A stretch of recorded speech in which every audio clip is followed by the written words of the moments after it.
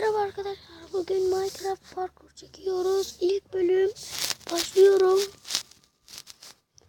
Evet, görüyorsunuz. Hat Allah be.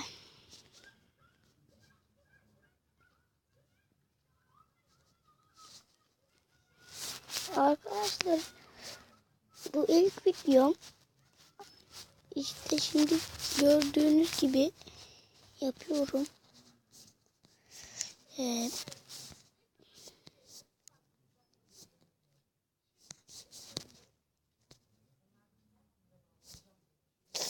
Ya daha zor. Yapamıyorum. Nedense. Allah Allah. Arkadaş. Ya bir şuraya geçeceğiz. Buraya geçemedik. Hadi. Evet. Vay yeter. Bir dolu kafa oldu.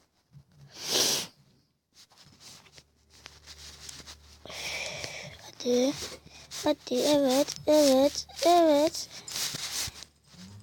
Geçiyorum derken Allah be.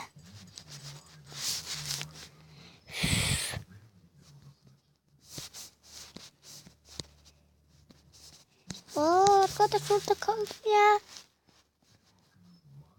Orada yavaş gideceğiz. Tamam. Problemi çözdüm yine bak. Arkadaşlar siz istediğinizde ben başka oyunlar da çekebilirim. Siz deyin.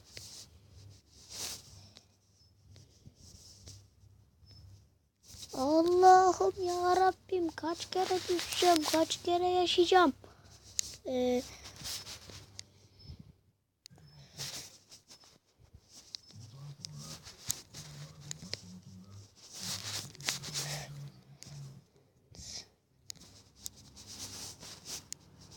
Öf arkadaş.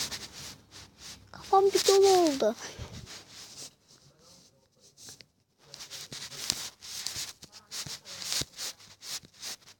Evet. Evet. Hayır. Evet. Evet. Evet.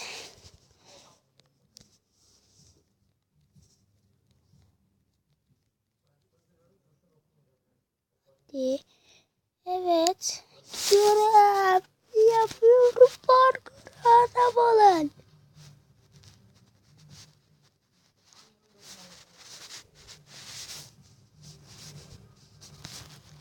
Evet.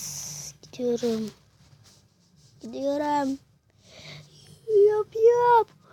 Yapıyorum Derya.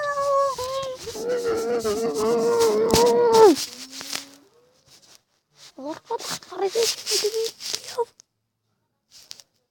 Ne olacak? Bizim de bir yapmamız gerek.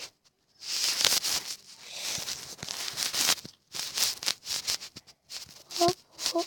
Evet. Hop.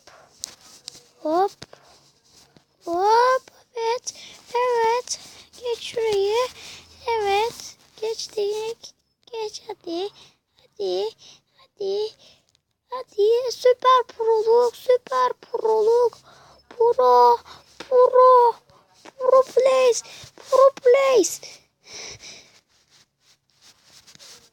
Proluğa gidiyorum. Proluk. Hayır. Düşme. Evet. Süper zeka. Pro'nun zekası. Bu neyin zekası? Pro'nun zekası. Evet. Süper zeka mı kullandım? Süper zeka. Ne anlatıyorum ben ya? Evet. Turbo. Pro'yum. Pro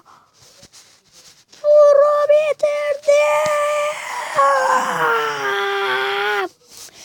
Neyse arkadaşlar başka oyun isterseniz çekeriz. Farklı videolarda, farklı bölümlerde takipte kalın. Hoşça kalın.